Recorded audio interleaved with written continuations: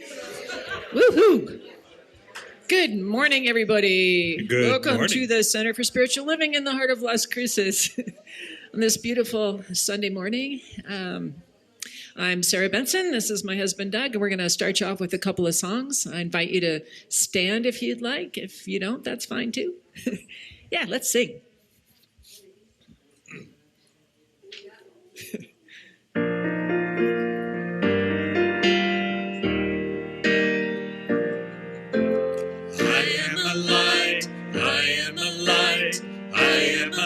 In this world, I am a light, I am a light, I am a light in this world, and I shine, and I shine, and I shine so bright, and I shine, and I shine, and I shine so bright. You are a light, you are a light, you are a light in this world. You are a light, you are a light, you are a light in this world. And you shine, and you shine, and you shine so bright. And you shine, and you shine, and you shine so bright. We are a light, we are a light, we are a light in this world. We are a light, we are a light, we are a light in this world. And we shine, and we shine, and we shine so bright. And we shine, and we shine, and we shine so bright.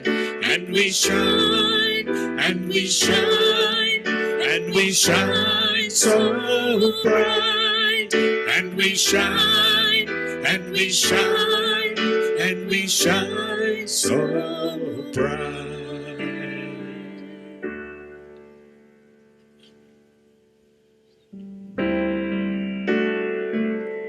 Our thoughts are prayers, and we are always praying. Our thoughts are prayers. Listen to what you're saying. Seek a higher consciousness, a state of peacefulness, and know that God is always there. And every thought becomes our prayer. Our thoughts are prayers, the tools that we create with. Our thoughts are prayers that spirit resonates with. Seek a higher consciousness, a state of mindfulness, and know that God is always there. And every thought becomes our prayer. And every thought becomes our prayer.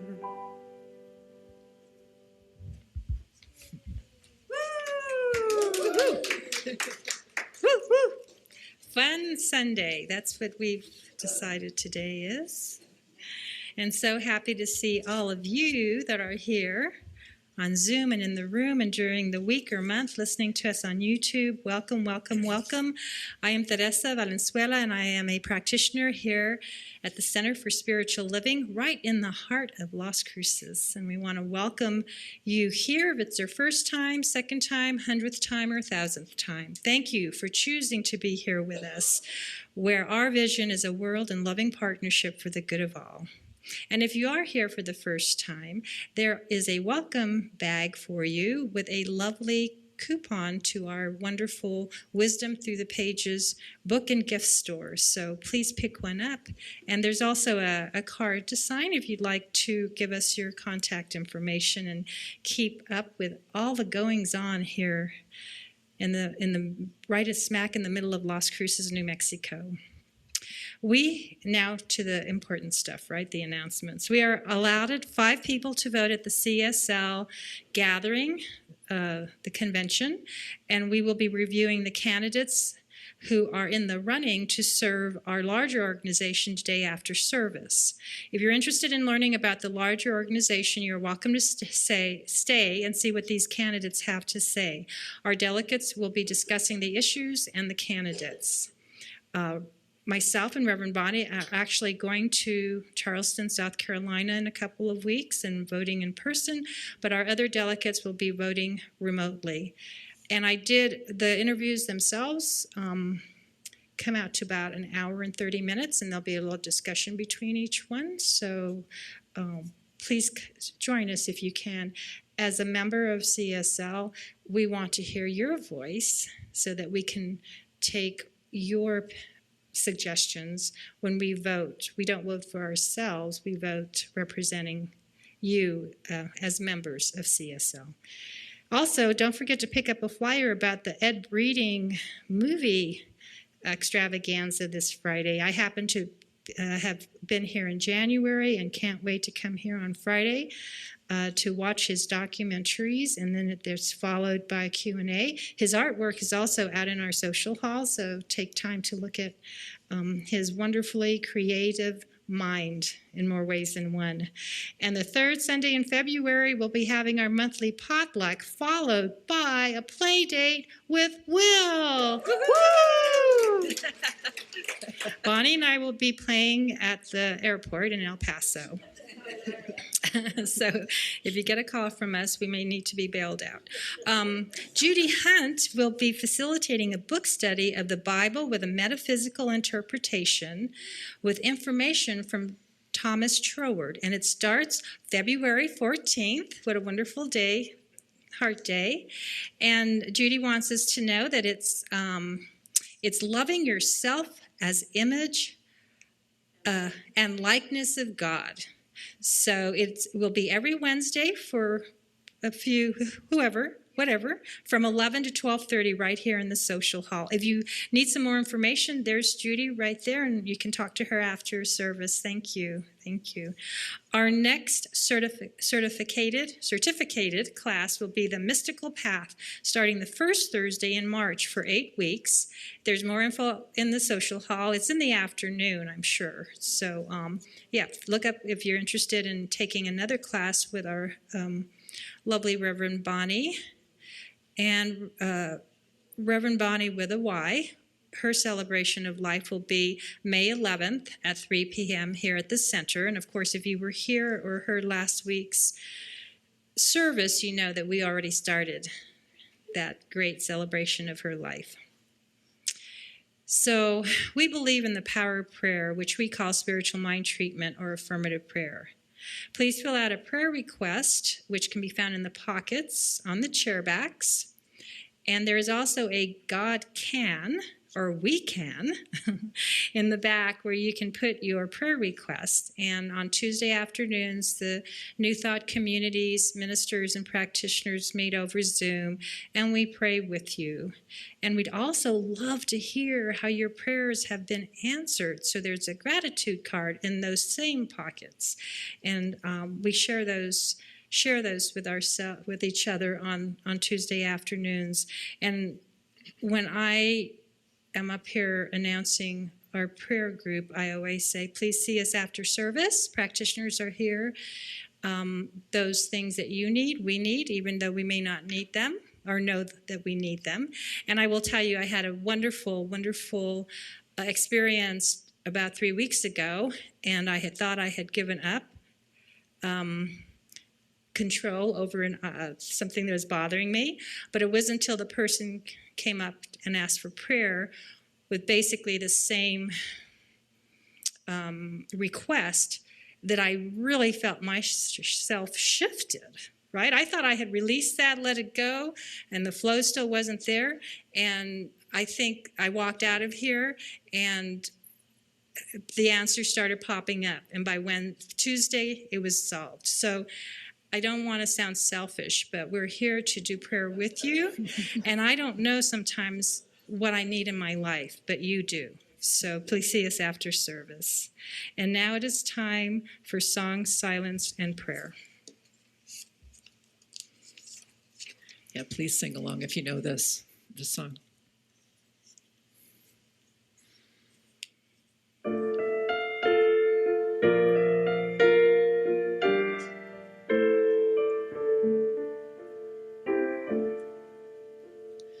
You are the heart, you are the hands, you are the voice of spirit on earth, and who you are and all you do is a blessing to the world.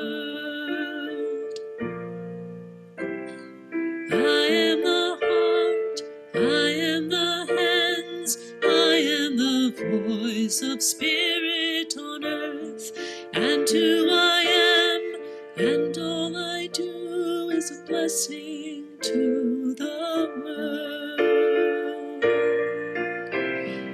We are the heart, we are the hands, we are the voice of spirit on earth, and who we are and all we do is a blessing to the world. You are the heart, you are the hands, you are the voice of spirit on earth, and who you are and all you do is a blessing to the world. We're a blessing to the world.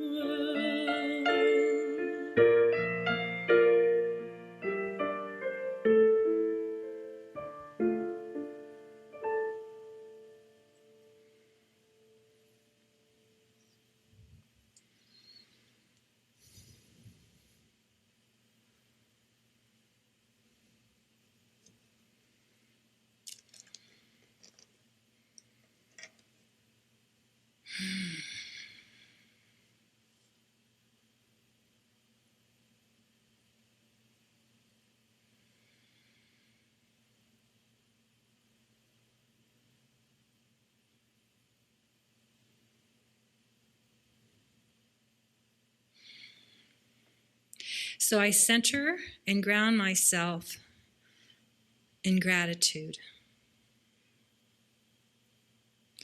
knowing that I am a channel of joy, of peace, and of love.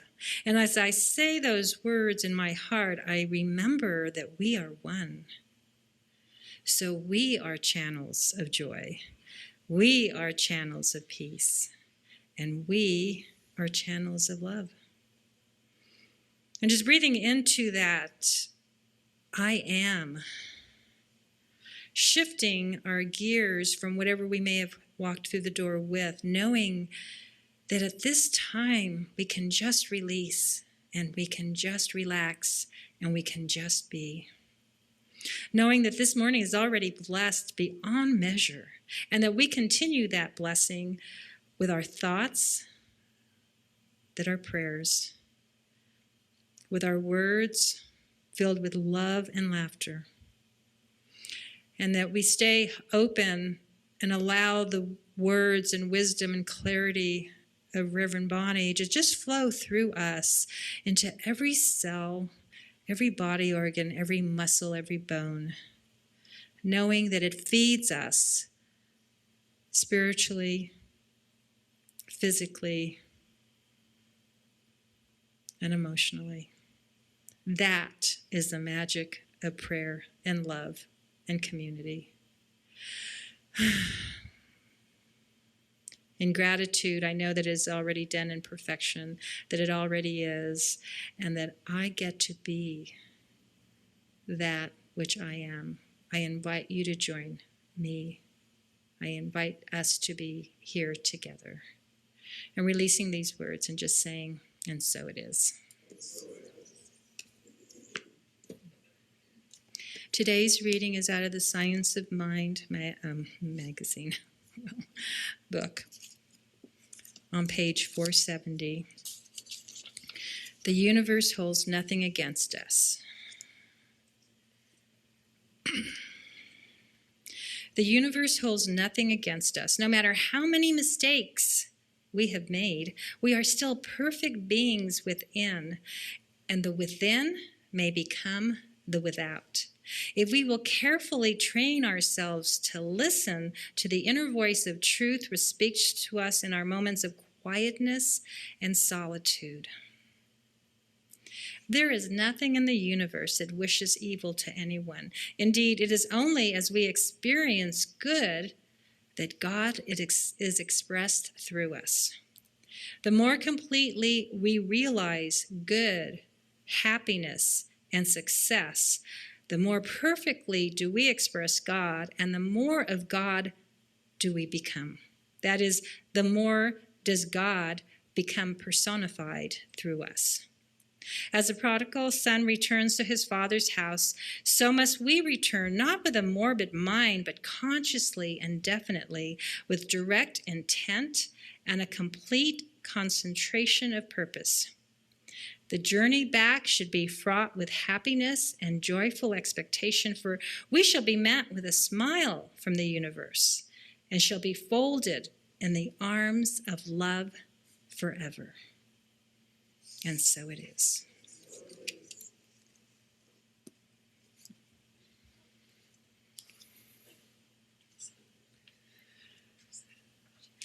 Both of the songs I chose for specials today are pretty easy, and so I invite you to sing along when they're repetitive, and I think you'll get the hang of them.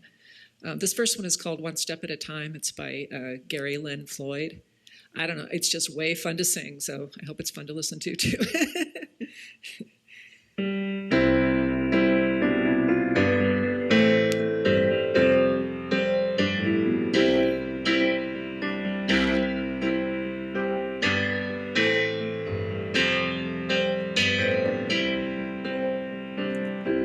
This mountain, won't stop till I get to the top, one step at a time. No doubt about it, won't stop till I get to the top, one step at a time. Gonna climb this mountain, won't stop till I get to the top, one step at a time. No doubt about it, won't stop till I get to the top, one step at a time. Leave behind what's weighing me down, wash away what's holding me back. My heart is falling, face forward, feet on the ground, living in this courage I found. The sky is calling, gonna climb this mountain, won't stop till I get to the top, one step at a time. No doubt about it, won't stop till I get to the top, one step at a time. Leave behind what's weighing me down, wash away what's holding me back. Oh, my heart is falling, face forward, feet on the ground, living in this courage I found. The sky is calling.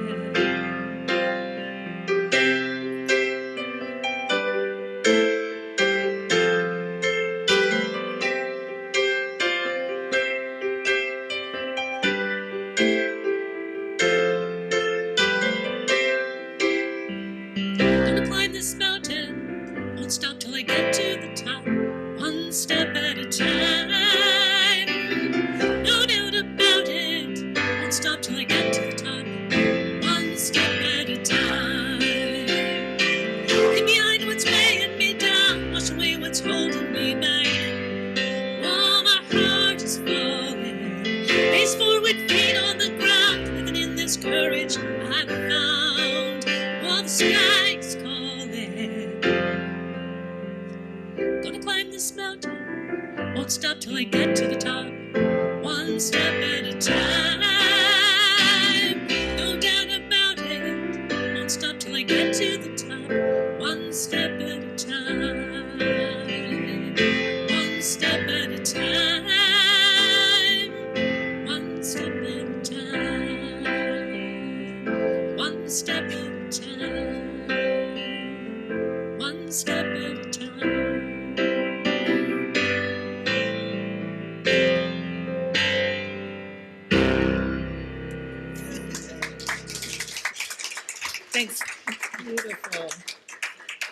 step at a time. Thank you, Sarah. Thank you so much.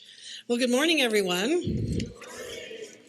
I wanted to start off before I jump into the talk by letting you know that the Reverend Bonnie with a Y, we were looking for a home for her cat. And we did find that. A good friend of hers called us from Denver and really wanted it. And when we said, well, you need to get it by tomorrow, he wasn't sure he'd be able to then take her. And then he called me back. He figured out a ride. And the people who'd come from Albuquerque to help us pack up her apartment drove her to Albuquerque.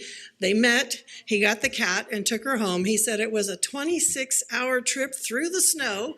But Missy now has her new forever home, and she's adjusting well. So I thought you'd all like some good news to start off our morning.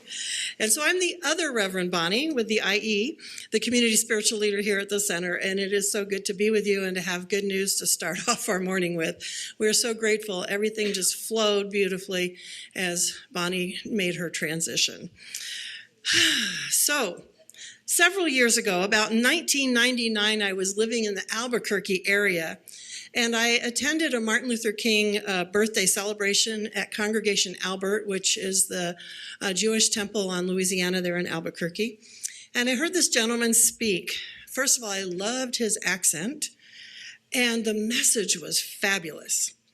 And about a year and a half later, I was invited to go to the First Church of Religious Science, as it was called then, to hear a friend sing. And when I went, the person speaking had this gorgeous voice and had a fabulous message. And I thought, and those of us who had gone just to hear our friends sing decided to go back the next Sunday. Well, that was the first time I'd been in church in about 23 years. And when I had left my previous church, I had gotten to where I would take notes during the service so that I could kind of argue with the minister later, ask questions. What did you mean by this? And what about that? So I had my notepad and my pencil ready when I went back. But that voice and that message, and I didn't have anything to argue about with it. I had some questions because they were using terminology I hadn't heard before, but I loved it. And the person speaking was Reverend Patrick Pollard. Now it's known as the Albuquerque Center for Spiritual Living. So why am I telling you all this?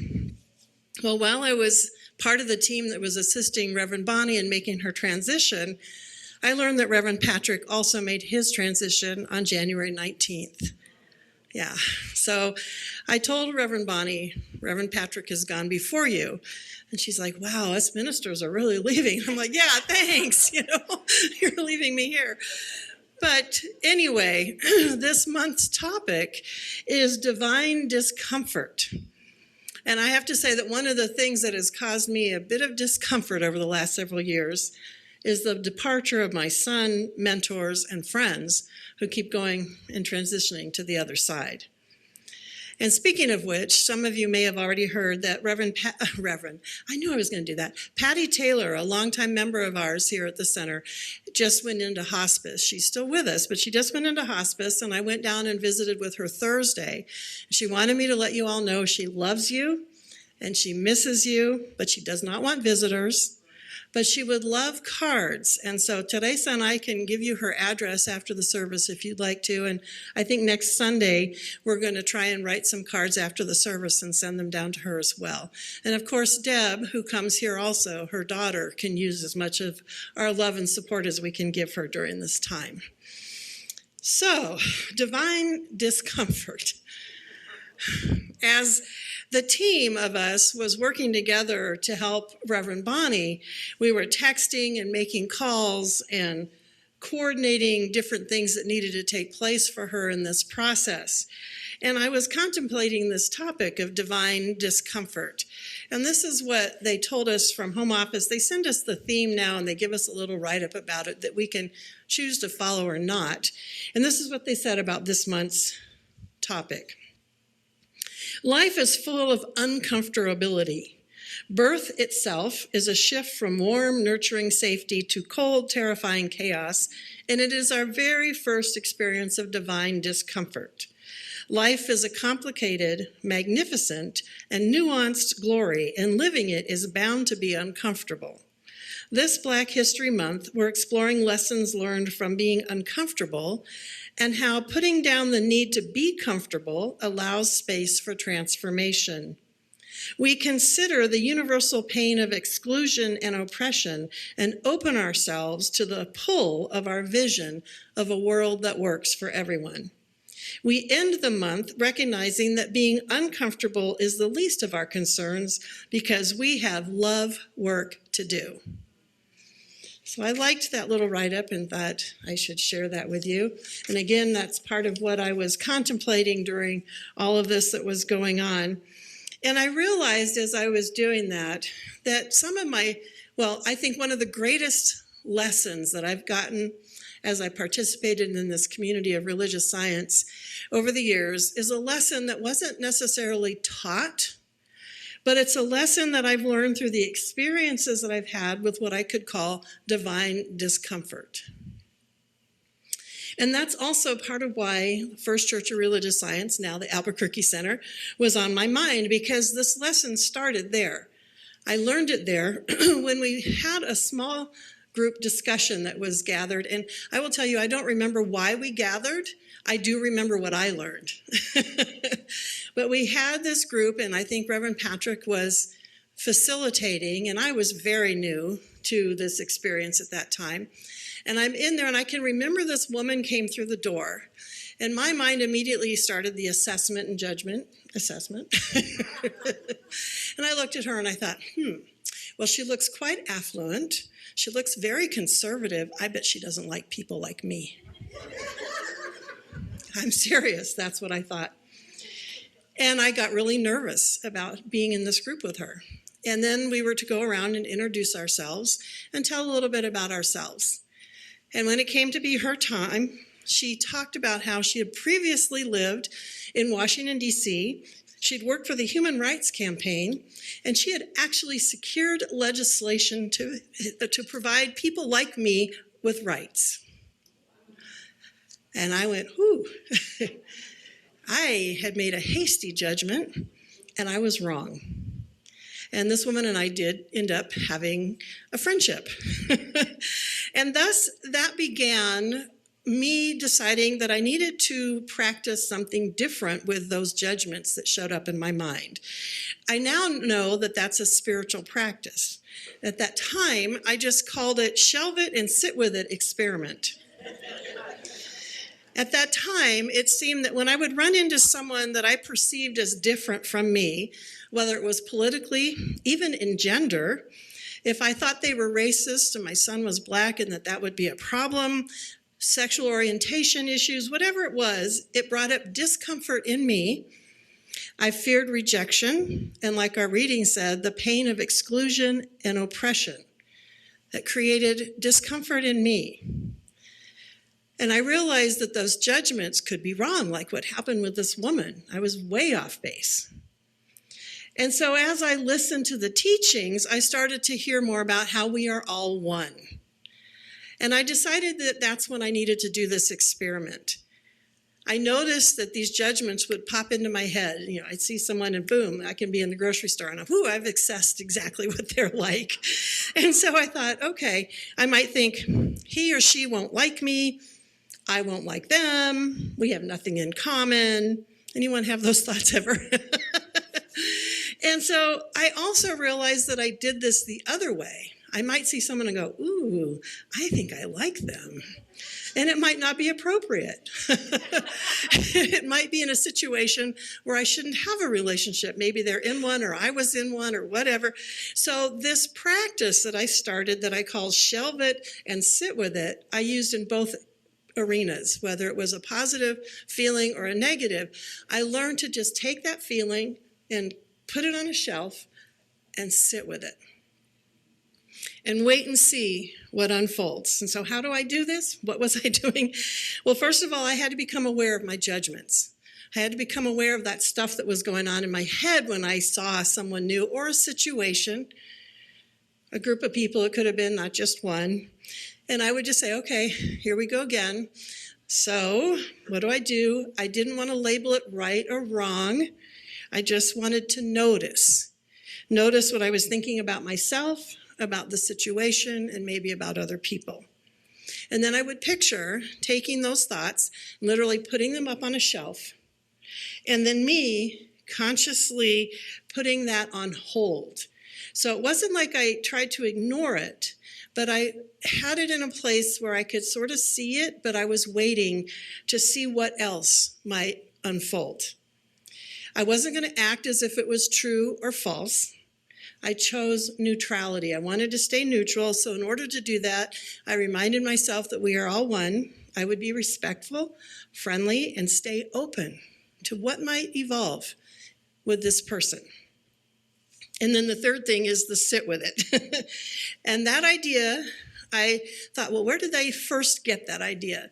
Well, way back when I started studying the Bible, there's a passage in Luke 2:43-51 where they're telling the story. Sarah's nodding. I love that. She knows where I'm headed.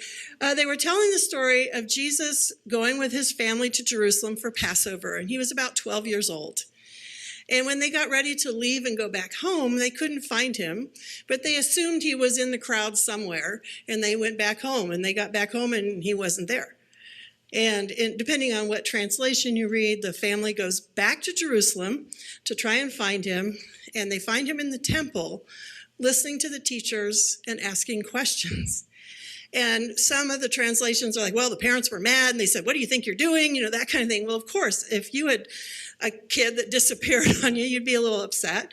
And he's like, well, hey, I'm about my Father's work. It's obvious I need to be here in the temple. But the next piece is the part that spoke to me when I read this as a kid. And these, I'm going to read 3 different translations. His mother held these things dearly, deep within herself. Or, King James Version, his mother kept all these sayings in her heart. And another translation is, his mother kept it in her mind, all that had happened.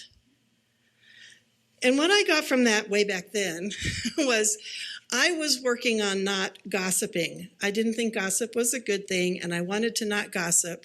So I took that phrase, and that was how I would take information that came my way, that I was tempted to gossip about. I would think, I'd hold it in my heart or in my mind, but I didn't repeat it.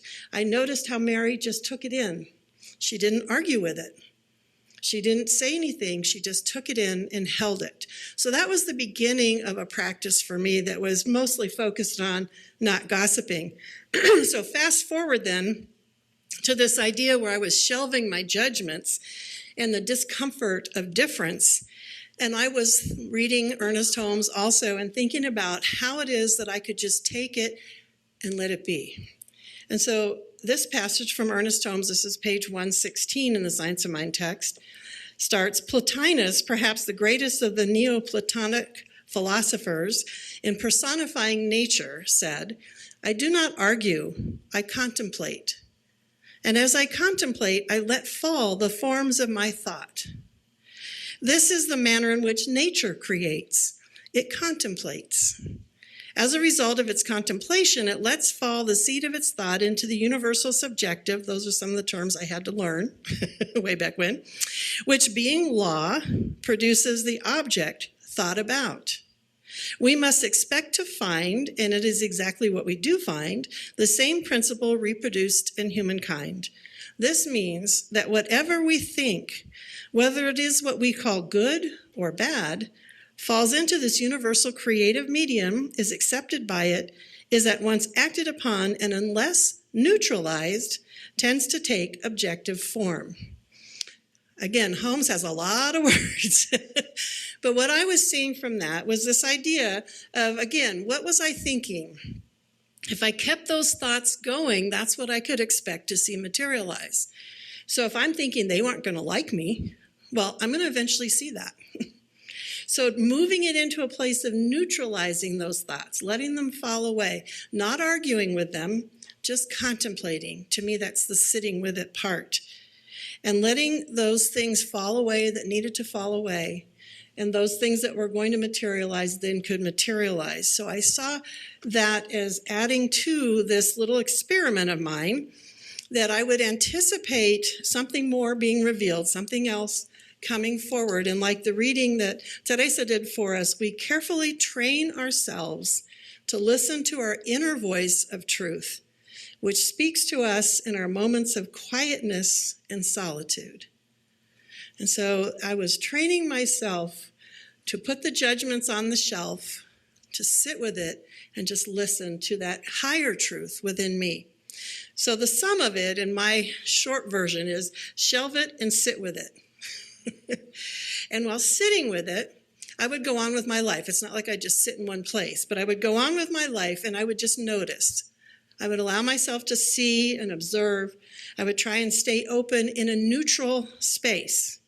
And so how did I do that? By constantly reminding myself, we are all one. We are all God expressing.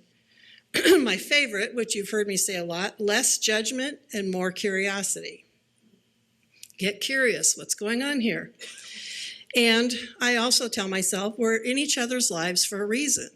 This person has showed up. They're here for a reason. So staying in that neutral place, an open place of waiting to see why. What's this about? And I tell myself, we all have our stuff. So if I'm judging, well, we all have our stuff. It's not just them. It's not just me. And I just can sit with that then. And then the phrase that I learned from practitioner Lillian as she sat with me after my son passed, more will be revealed. And that's a new phrase for me over the last 3 years, that I'll just say more will be revealed. And so that's part of what is going on as I'm sitting with it. I'm reminding myself of these things, trying to stay neutral in my actions, which to me means being respectful, open. And so in the midst of all this, of what happened with the passing of Reverend Patrick and then Reverend Bonnie, and I'm contemplating divine discomfort, I spoke with my longtime friend, Reverend Martha Quintana. And she was the founding minister of the Rio Grande Center for Spiritual Living. She and I met in Patrick's Foundations class. It was very cute. In my mind, she came up to me and said, will you be my friend? And I said, sure. And we went through Foundations. We went through prac training and then ministerial school together. And so she called me because after I moved here and started serving here, I knew Reverend Bonnie because she was working as a hospice chaplain. She was assigned as the chaplain to my mother when my mother was passing.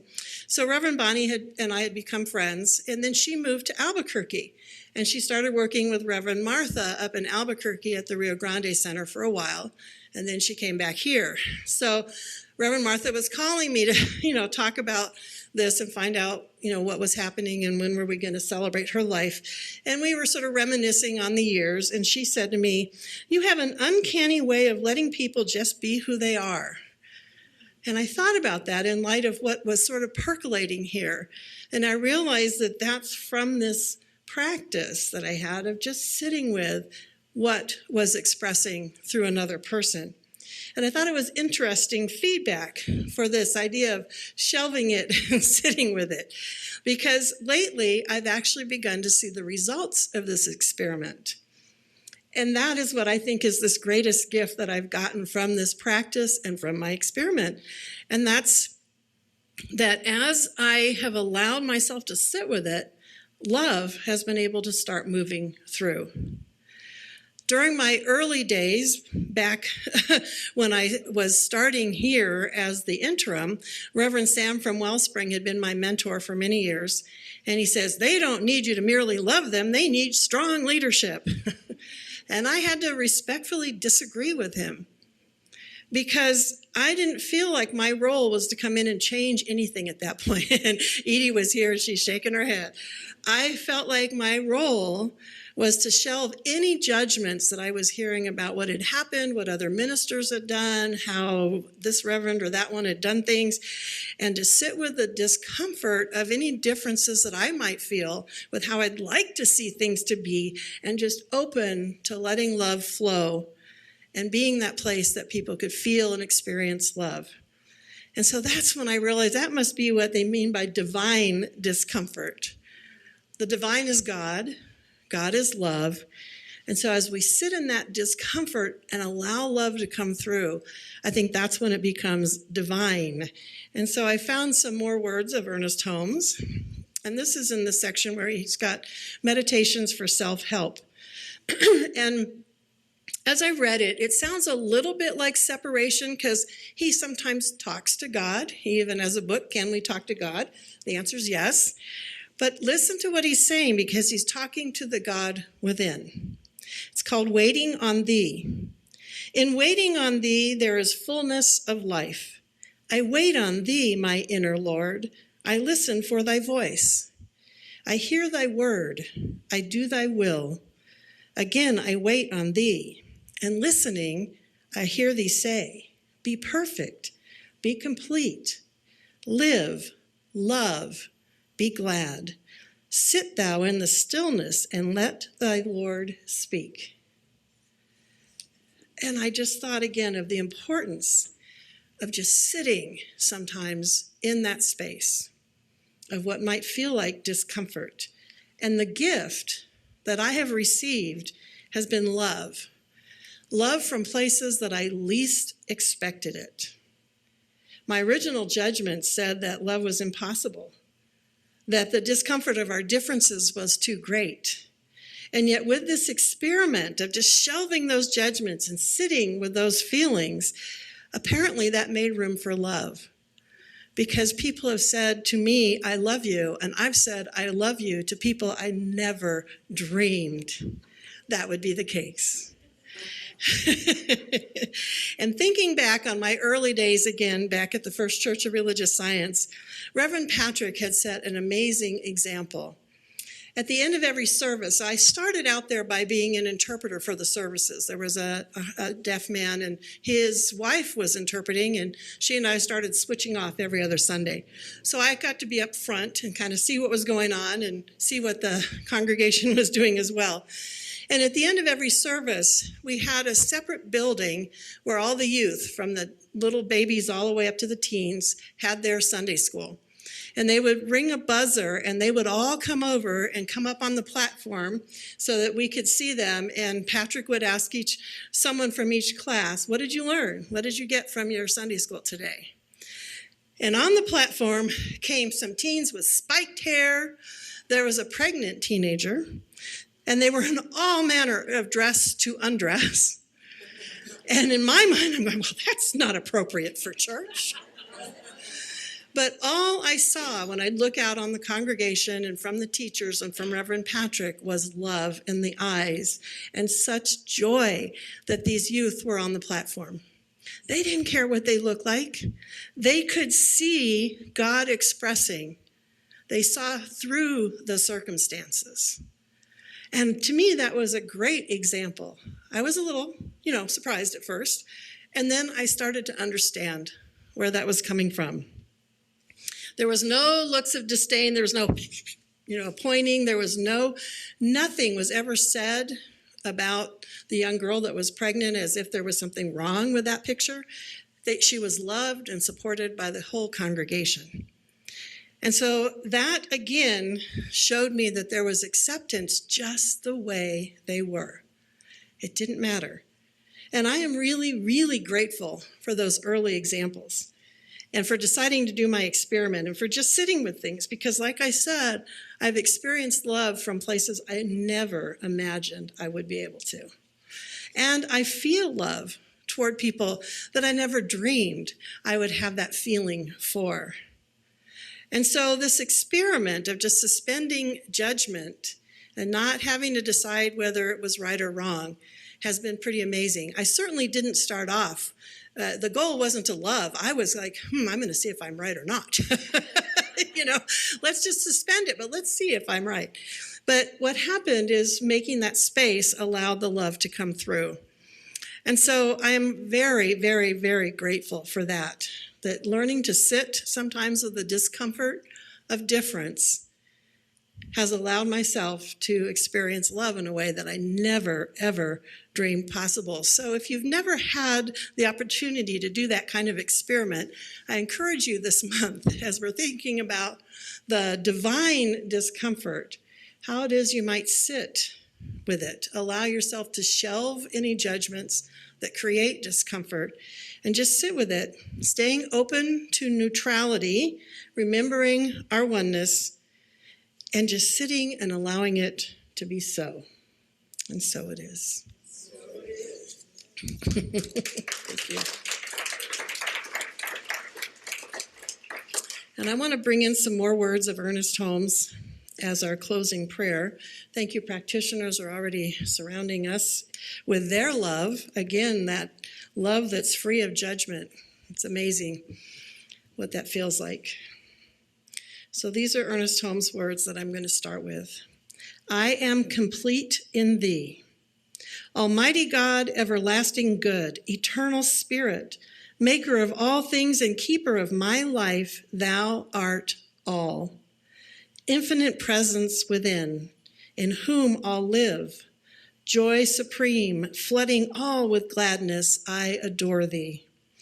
Eternal peace, undisturbed and quiet, I feel thy calm. O thou who dost inhabit eternity and dost dwell within all creation, who dost live through all things and in all people, hear thou my prayer. I would enter thy gates with joy and live at peace in thy house. I would find a resting place in thee, and in thy presence live. Make me to do thy will, and from thy wisdom teach me the ways of truth.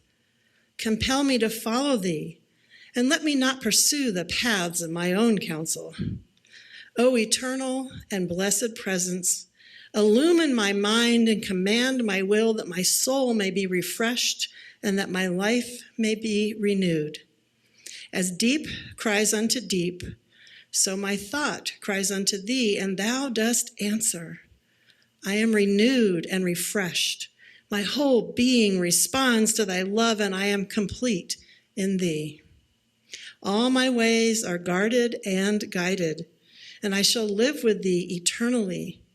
O lover of my soul and keeper of my spirit, none can separate us, for we are one. So shall thy wisdom guide me, thy presence dwell within me, thy love keep me, and thy life envelop me now and forevermore. I rest in thee. And so it is.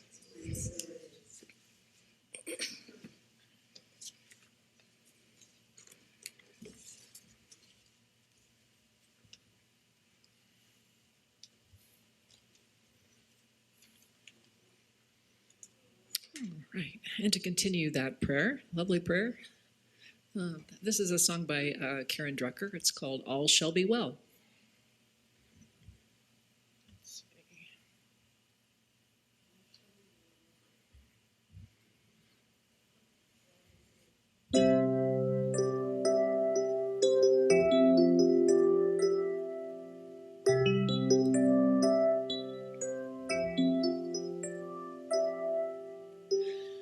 All shall be well, all shall be well, all manner of things shall be well.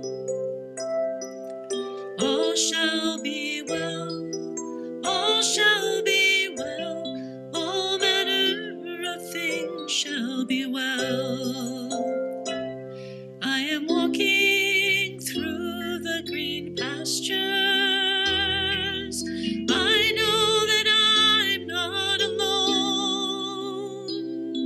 The song of the meadowlark sings to my soul, tenderly calling me home. And she's singing, all shall be well, all shall be well, all manner of things shall be well. All shall be well, all shall be well, all manner of things shall be well. I am walking beside the still waters, as fresh as the breeze at dawn. The voice of my ancestors whispering, giving me the strength to carry on. I hear them singing, all shall be well, all shall be well, all manner of things shall be well.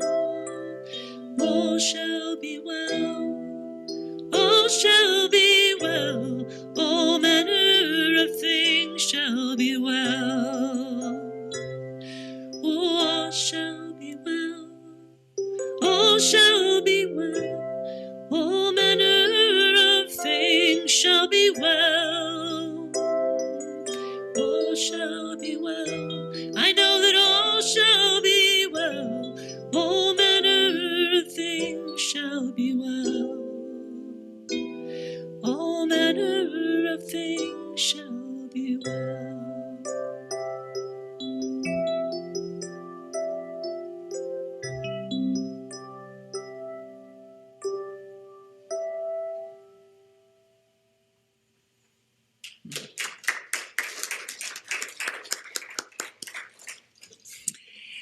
Now it is that time where not only is knowing all is well, we can be supportive of all is well. Our ties not only impact this building and us, but it flows out into our community in so many ways. And this month, our tithe recipient is Jardín de los Niños, and it provides the best possible child care and educational services to our children aged 6 weeks to 10 years of age to provide comprehensive and holistic family services which give our parents the tools they need to flourish. To expand our presence in the community and continue to create awareness as part of their message about the needs of our children and families in this community, and to continue to grow the resources that support children and families through collaborations, partnerships, and community relationships. So we are collaborating with them this month with our tithes. And I also bring a message. We tithe to Angels with Broken Wings either July or August of 2022. They were opening up a transitional recovery home for gentlemen who were in the court system, and usually they would just be put out on the street with no support. So Angels with Broken Wings, with another religious community, applied for a grant, and with our tithe they were able to finish furnishing the home.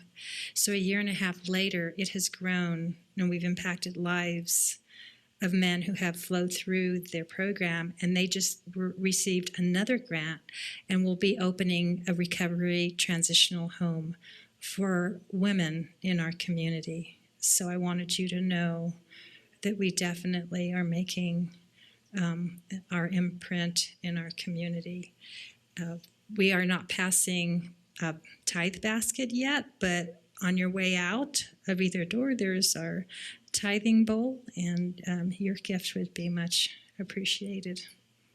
Thank you. I need one moment. Okay, thank you. So let's say our gratitude prayer together.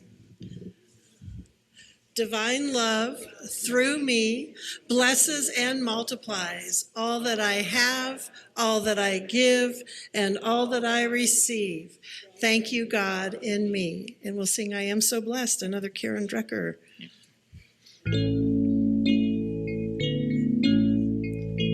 I am so blessed. I am so blessed.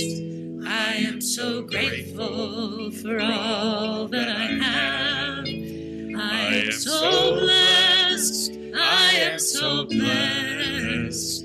I am so grateful. I am so blessed. I am so blessed. I am so blessed. I am so grateful for all that I have. I am so blessed. I am so blessed. I am so grateful. I am so blessed. I am so grateful. I am so blessed. And I do believe, I certainly feel blessed, I hope you do, this morning. And so in continuing my wanting to honor Reverend Patrick Pollard, I wanted to share with you the benediction that we used to do at the Albuquerque Center. And you have to picture this. The center up there held like 750 people at a service, and we had 2 services. And he would run down the aisle and jump up on a chair in the back of the church, and he would say this, and we would say the sentences after him. So this is what he would say, and I'm inviting you to say it after me. Something wonderful is happening to me right now. Something wonderful is happening to me right now. It is this thing called life. It is this thing called life. Life is in my mind. Life is in my mind. Life is in my body. Life is in my body. Life is in my affairs. Life is in my affairs. I receive it. I receive it. I share it. I share it. I am it. I am it. And I accept it And I accept it just the way that it is just the way that it is. and just the way that it is not. And just the way that it is not. Thank you, life. Thank you, life. And so it is. So it is. Let's sing our closing song.